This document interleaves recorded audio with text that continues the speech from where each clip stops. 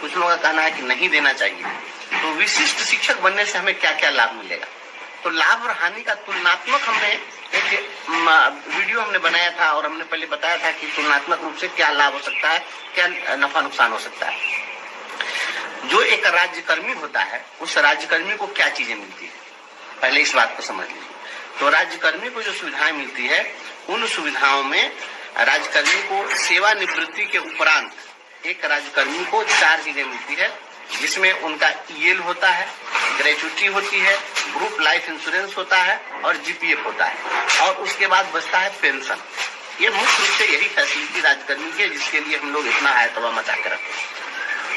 तो हमने पहले भी बताया था कि हमारी जो लड़ाई है वह किस तरह से चल रही है। आपको ईपीएफ का जो लाभ मिला, बिहार के तमाम साथियों को मैं फिर से रिकॉल करा देना चाहता हूँ, यह ईपीएफ का लाभ इसी तरीके से ढुलमुल रवैये से आपको नहीं मिला था। यह ईपीएफ के लाभ के लिए 2016 में ही 89-10 हमने केस दर्ज किया था हाईकोर्ट में, और ईपीएफ ने बजाबता ईपीएफओ ने यह खुद से जाकर काउंटर एफिडेविट दिया कोर्ट में और कहा कि नहीं, ये लोगों को ईपीएफ का लाभ मिलना चाहिए। तो आज आपको ईपीएफ का लाभ मिला, इस तरीके से नहीं मिलता, वो कहीं ना कहीं हम लोग का विजन था। तो ईपीएफ का लाभ आपको मिला।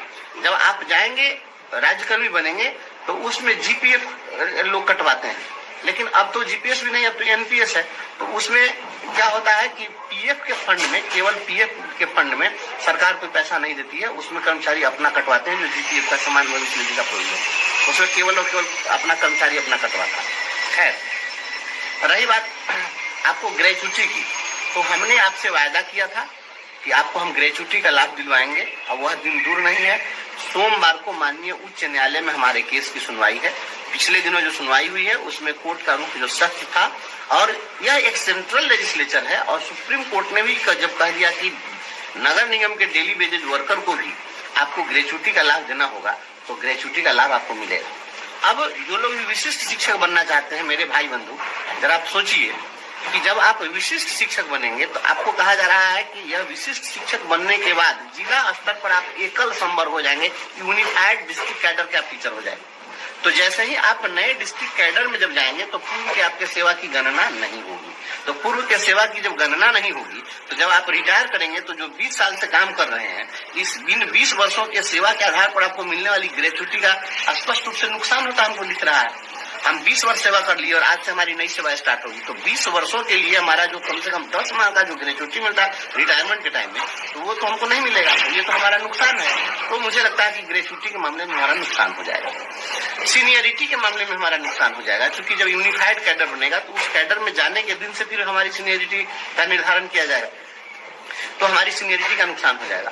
प्रमोशन की जो हमारी बातें हैं, वो प्रमोशन के लिए हम कोर्ट में केस लड़ रहे हैं, आज वो कल हम लोग को हो जाना है। अभी जो लग रहा है कुछ पैसा बढ़ जाएगा, तो मात्र 320 रुपया हम लोगों को बढ़ेगा। तो 320 रुपए हम लोग को बढ़ जाएंगे और 320 तरह की परेशानी बढ़ जाएगी। क्या इन 320 तरह की परेशानियों के को लेकर के इसके साथ साथ आप क्या 320 रुपए का फायदा लेना चाहेंगे आर्थिक रूप से? और वो भी फायदा कब तक, जब तक कि हमारा प्रमोशन नहीं हुआ।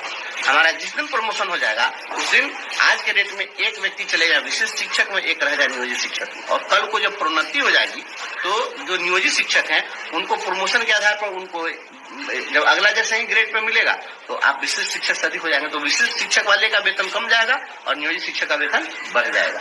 तो ये और प्रमोशन के हम लोग बहुत करीब पहुंच गए हुए हैं, और लड़ाई हमारी चल रही है। हम बहुत सारा चीज खुलासा नहीं करेंगे, लेकिन वो हम प्रमोशन देखिए अभी आया ना एक जिले का, तो दे दिया 12 वर्षों के आधार पर प्रमोशन। तो 12 वर्ष के आधार पर तो हम लोग भी चाहे तो हर जिला में लड़ करके करा लें, लेकिन 12 वर्ष वाला हमको नहीं चाहिए, हमको स्नातक ग्रेड में चाहिए। और